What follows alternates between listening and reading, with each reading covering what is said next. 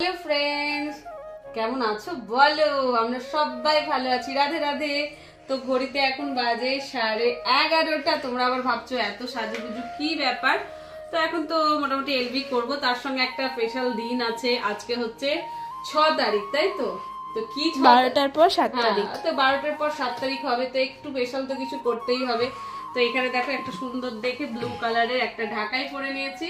তো এখন রেডি হচ্ছি, রেডিটা হই, ফাইনাল যে লুকটা আসবে তখন তোমাদের সঙ্গে শেয়ার করবো। আর এই দেখো একটু সাজুগুজু করছি, তো সাজুগুজু করে নিই, তারপর আসছি তোমাদের সামনে। বাবারে এটা পড়তেই পারছি না। তো দেখো বন্ধুরা, কেক চলে এসেছে। এটা অর্ডার করেছিলাম অনলাইন থেকে। তো মেয়ে বললাম, মা এই কেকটা ভালো, তো এটাই নিয়ে নাও। তো খুব সুন্দর কেকটা। তো কেকটা তোমাদেরকে দেখিয়ে দিলাম। আমার ছেলে ভিডিওটা করেছে বলে একটু আলাদা টাইপের হয়েছে। তো এখানে দেখো আমি একটু রেডি হয়ে নিচ্ছি। আর এই শাড়িটা পরে আমাকে কীরকম লাগছে সেটা অবশ্যই কমেন্টে জানাবে। ব্লগটা অনেক বেশি বড় হয়ে গেলে তোমরা দেখবে না, এই জন্য পার্ট পার্ট করে দেওয়ার চেষ্টা করছি, মানে ছোট ছোট করে দেওয়ার চেষ্টা করছি যাতে তোমরা ফুল ওয়াচ করে দেখো। তো এখন আমি একটু সাজুগুজু দেখো করে নিচ্ছি। আর এই শাড়িটা আমার পরতে খুবই ভালো লাগে। আর সবাই আমাকে রিকোয়েস্টও করো যে ব্লু শাড়ি পরো, ব্লু শাড়ি পরো। এখানে দেখো আমার লাইফস্টাইল, মানে আমার লক্ষ্মী বলতে পারো এটা। এখানে আমি এতটা পরিবারকে নিয়ে আমি আছি, এতটা পরিবারের মানুষজন আমাকে যে এতটা ভালোবাসে, তার জন্য অনেক অনেক ধন্যবাদ। তো তাদের ভালোবাসার জন্য আজকে হয়তো এই জন্মদিনটা সত্যি করে পালন করতে পারছি। তারাই রিকোয়েস্ট করেছে না একটা কেক কাটতেই হবে। তো এলবিটা অন হয়ে গেছে, এলবিতে সবাই কেক কাটার জন্য বলছে।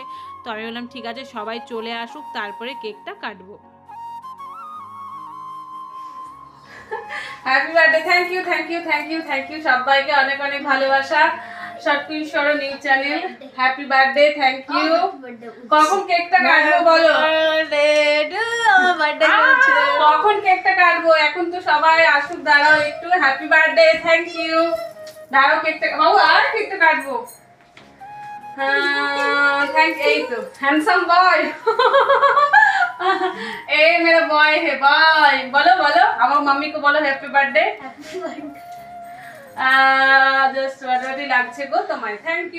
তো তারপর দেখো এখানে আমার মেয়ে একটু ছবি তুলছে, আর এদিকে এই যে আমার ছেলে ভিডিও করছে, মানে সব দিক দিয়েই চলছে। আর আজকের দিনটা সত্যি করে মানে এই রাত্রিবেলাটা খুব আনন্দ করে কাটিয়েছি। তারপরে এলবি টেলবি করে ঘুমু ঘুমু করে নিয়েছিলাম, ঘুমু ঘুমু করে এই দেখো সকাল সকাল ঘুম থেকে উঠে ছেলেকে রেডি করিয়ে দিয়েছি। এটা হচ্ছে পরের দিন, মানে হচ্ছে 7 তারিখ। তো 7 তারিখের সকালটা আমি যেভাবে কাটাবো সেটা আমি তোমাদের সঙ্গে শেয়ার করব। তো সকালে ঘুম থেকে উঠে দেখতেই পেলে তোমাদের দাদাভাইও বেরিয়ে গেছে। এদিকে হচ্ছে মানে বেরিয়ে যায়নি, তোমার দাদাভাই আছে, ছেলেকে রাখতে গেছে। আর টুকটাক একটু বাজার করতে বলেছি, সেটা করছে। তো সকালবেলায় মর্নিংয়ের যে কাজকর্মগুলো সেটা আমার স্টার্ট হয়ে গেছে। আজকে বেশ ঠান্ডাও লাগছে আর মনটাও খারাপ লাগছে, বুঝতেই পারছো। আমার জন্মদিন, যেখানে আমার প্রিয় মানুষ নেই, মানে আমার মা নেই, কতটা যে কষ্ট হচ্ছে কি বলবো। তো এখানে দেখো এই যে দাদাভাই এসছে। তো আমি দাদাভাইকে বললাম রাত্রেবেলায় যে কেকটা কেটেছি, তো সেই কেকটা দেখো তোমার জন্য রেখেছি, তুমি খেয়ে নাও। তো দাদাভাইকে নিমন্ত্রণ করেছি, মানে ওনাদের পরিবারের সঙ্গে আমাদের পরিবারের একটা অনেক মিল। মানে আমাদের যা ভালো মন্দ খাবার দাবার হয় ওদেরকে পাঠায়, ওদের যা রান্নাবান্না হয় আমাদের বাড়িতে পাঠায়। মানে আমার বলতে পারলো দাদা নেই, তো আমি ওনাকে দাদা মানে ভালোবাসি, রাখি পরাই, ভাইফোঁটা দিই, সব কিছু। আমাকেও প্রচণ্ড বোনের মতো ভালোবাসে। ওর 3টে বোন, আমাকে বলে আমার 4টে বোন। তো সেই যে ভালোবাসা, এটাই হচ্ছে সব থেকে বড় কথা। তারপর দেখো আমার যে বাদবাকি যে কাজকর্মগুলো আছে সেগুলো আমি স্টার্ট করে দিয়েছি। রোদটা বেশ সুন্দর এখানে, সত্যি করে রোদ্রে বসে থাকতে ইচ্ছে করছে, কিন্তু কি বলে তো সকালে তো আবার অনেকটা কাজকর্ম আছে, রান্নাবান্না আছে। তো সকালের এই কাজগুলো মনে হয় মাঝে মাঝে না করলে বেশ ভালো হয়, শুধু রান্নাটা করে থেকে যাবো। কিন্তু এই যে ঘর বাড়ি পরিষ্কার না করলে আমার একদম মন ভালো থাকে না।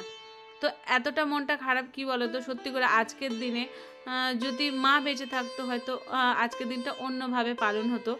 একটা সময় আমি আমার দিদির বাড়িতে জন্মদিন পালন করেছি, সেই দিনটা সত্যি অনেক খুশি হয়েছে, ওরা অনেক আনন্দ করে জন্মদিনটা করেছিল। আজকে মনটা এতটাই খারাপ হচ্ছে, ভালো লাগছে না, মাঝে মাঝে চোখ দিয়ে জল চলে আসছে। মনে হচ্ছে মা তুমি যদি আজ কাছে থাকতে হয়তো আমার এই কষ্টটা আজকে হতো না। তুমি নেই, আমার সত্যি করে মনে হচ্ছে কিচ্ছু নেই। আমি হয়তো কাজ করছি, সবই করছি, দেখো সংসারে তো সব কিছু নিয়েই থাকতে হয়, কষ্ট দুঃখ নিয়ে। আবার একটা জিনিস হচ্ছে, আমার প্রিয় মানুষটা যদি একটু আমাকে বুঝতো, একটু জানতো, তাহলে হয়তো এতটা কষ্ট হতো না। এই যে আমার জন্মদিন, ও জন্মদিন, বিবাহবার্ষিকী, এগুলো এতটা মানে না, কিন্তু তা বলে কি ভালো মানুষ না? অবশ্যই ভালো মানুষ। তাকে এগুলো পছন্দই হয় না, বলে এগুলো আবার কি, এগুলো তো প্রত্যেক বছরই আসবে। তো ঠিক আছে, যে যেটা পছন্দ করে না তা সেটা নিয়ে তো আর আমি মাখামাখি করতে পারবো না। তো এখানে আমার ছেলের যে পুরাতন বইগুলো ছিল সেইগুলো আমি সব বাইরে রেখে দিলাম। তারপরে দেখো এই রুমটা চলে এসেছি পরিষ্কার করতে।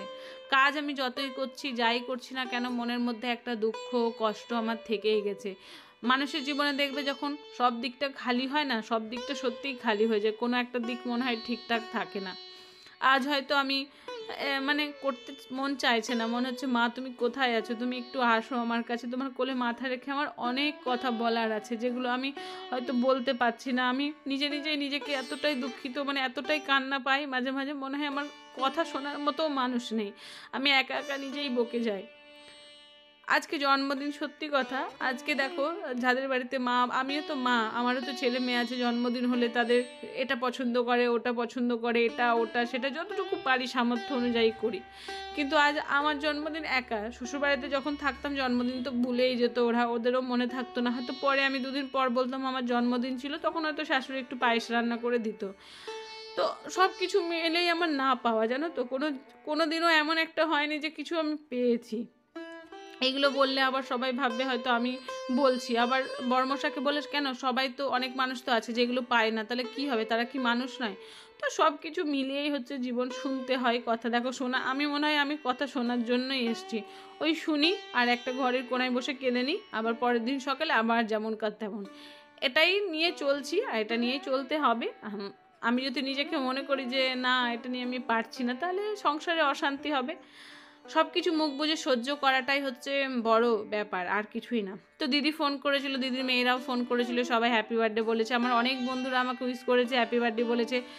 কিছু জীবনে পেয়েছি, কিছু হারিয়েছি, কিন্তু হ্যাঁ এই যে ইউটিউব জীবনে আমি অনেক মানুষকে পেয়েছি যারা আমাকে অনেক ভালোবাসে, অনেক সাপোর্ট করে, যারা আজও পর্যন্ত আমাকে সাপোর্ট করে যাচ্ছে, ভালোবেসে যাচ্ছে, তাদেরকে অসংখ্য ধন্যবাদ।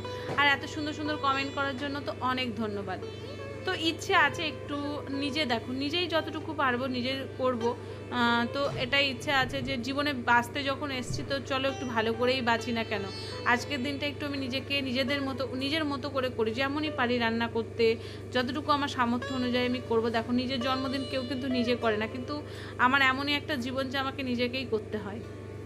তো আমি সত্যি কোনোবার করি না, হয়তো মাঝে একবার আমার যখন ভাগিনা, মানে আমার বড় ননদের ছেলে ছিল, তখন হয়তো ভাগনা কেক নিয়ে এসেছিলো, তখন হয়তো কেটেছিলাম। মানে এটা আমার পছন্দ, মানে আমার কি পছন্দ মনে হয় যে একটা দিন আমি রান্না বান্না কাজ করব না, বেশ সকাল সকাল ঘুম থেকে উঠবো, ঠাকুর পুজো করবো, স্নান টান করে সারাদিন ছেলে মেয়ে, আগে তো যখন বিয়ে হওয়ার পর তখন তো শ্বশুরবাড়িতে থেকেছি, জন্মদিন ওরা কোনোদিনও করেনি। এখন যখন আমরা 4 জন হয়ে গেছি, মনে হয় একটু বাইরে গিয়ে খেয়ে আসি, বাইরে একটু ঘুরি।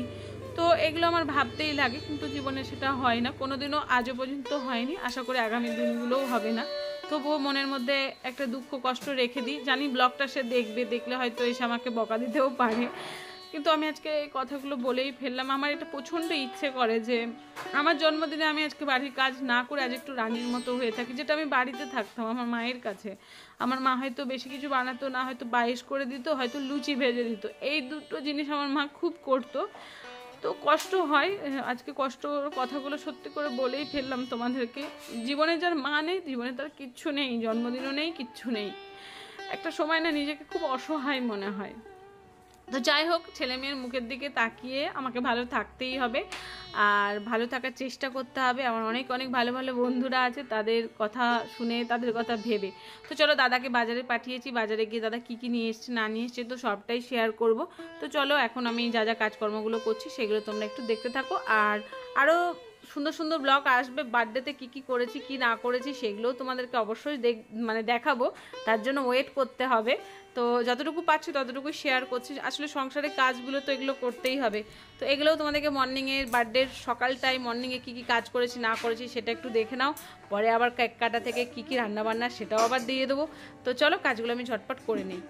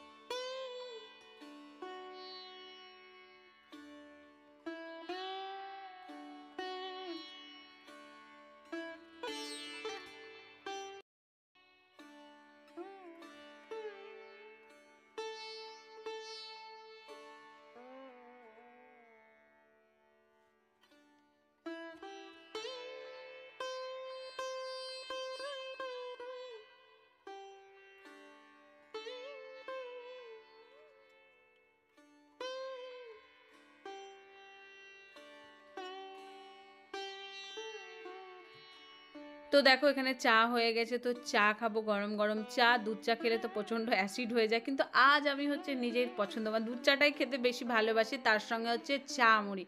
সকালবেলায় উঠে তেল দিয়ে মানে সরিষার তেল দিয়ে হচ্ছে মুড়ি, তার সঙ্গে একটু চানাচুর। আগে তো ছোটোবেলাতে আমার মা খুব করতো, মানে দুধের শর্ট দিয়ে মুড়িটা মেখে দিত, তো এটা দিয়ে সকালটা আমার শুরু হতো। তো আজকে চলো সেটা নেই, তো যেটা আছে সেটা দিয়েই করি। তো এখানে দেখো মাছ নিয়ে এসছে, মাংস নিয়ে এসছে। আমি বলেছিলাম একটু মাংস আর একটু মাছ নিয়ে এসো, কাতলা মাছ। তো কাতলা পাইনি, এটা রুই মাছ। তো মাছটা যেন তো খুবই ভালো ছিল, টাটকা। তো কিছুটা মানে একটু ভাজা করব। কে আর 5 রকম ভাজা ডাল এটা ওটা করে দেবে বলো, নিজেকেই তো রান্না করতে হবে, তার থেকে একটু কম রান্না করাটাই ভালো। নিজেকে আর রান্না বান্না করতে ইচ্ছে করে না। কেউ যদি যত্ন করে রান্না বান্না করে সাজিয়ে গুছিয়ে দিত খুব ভালো হতো। মানে আমাকে সাজিয়ে গুছিয়ে আমার এক দিদি দেয়, আর আমার ছেলে যখন পেটে ছিল আমাদের, দেখো সত্যি করে বলতে গেলে স্বাদ জিনিসটা হয় না। হয় না বলতে গেলে আমার ক্ষেত্রে হয়নি, আর সবারই ক্ষেত্রেই হয়েছে। তো আমার ক্ষেত্রে স্বাদ জিনিসটা হয়নি, আমি এই জন্য খুব দুঃখিতও হয়ে যাই, মাঝে মাঝে রাগারাগিও করি। তো ঠিক আছে, আমার ক্ষেত্রে কিছুই নেই, মানে আমার ক্ষেত্রে কোনো একটা জিনিস নেই, না বিবাহবার্ষিক আছে, না জন্মদিন আছে, না স্বাদ ছিল, কোনো কিছুই ছিল না। প্রত্যেকটা জিনিস আমি হচ্ছে না পাওয়া না পাওয়া। এই প্রত্যেকটা জিনিস যখন আমি বলতে থাকি না, প্রত্যেকটা জিনিস, তখন তার মাথায় নাকি আগুন চলে যায়, যে তুমি যেগুলো হয়ে গেছে সেগুলো কেন ভুলো না। কিন্তু কেন ভুলবো বলো, কেন ভুলবো? আমার ক্ষেত্রে নেই, তাদের ক্ষেত্রে আছে, আমি কেন ভুলবো বলো? দুঃখ হয়, কষ্ট হয়, মনকে আবার মানিয়ে নিই যে চলো এখানে আমাকে থাকতেই হবে, তখন কষ্ট করতেই হবে, এটা হচ্ছে কথা। স্বামী সংসার নিয়েই থাকতে হবে। তো এখানে দেখো চা মুড়ি খাচ্ছি, তারপরে যে কাজগুলো আছে ওখানে সেই কাজগুলো আস্তে আস্তে আমাকে করতেই হবে। তারপর দেখো রান্নাঘরে এসেছি, কত বাসনপত্র আছে, দেখো এখানে মাছ রেখেছি, মাংস রেখেছি। তো এগুলো আজকে রান্না হবে। তো কী কী পদে রান্না বান্না করবো, কী কী করবো না করবো সেটাও তোমাদেরকে দেখাবো। তার জন্য কি করতে হবে, এই ছোট্ট মনটাকে একটু সাপোর্ট করতে হবে। তোমরা যদি একটু সাপোর্ট করো, তোমরা যদি একটু ভালোবাসো না, তাহলে সত্যি আমি একটু এগিয়ে যেতে পারবো গো। আমার সত্যি করে খুব এগিয়ে যাওয়ার দরকার, আমার চাই, মন প্রাণে চাই আমি একটু দাঁড়িয়ে যেতে। তার জন্য তোমাদের ভালোবাসা অবশ্যই চাই। তো চলো আমি ঝটপট করে কাজগুলো করে নিই, তারপরে বাকি যে কাজগুলো আছে তো সেগুলোও করছি আস্তে আস্তে।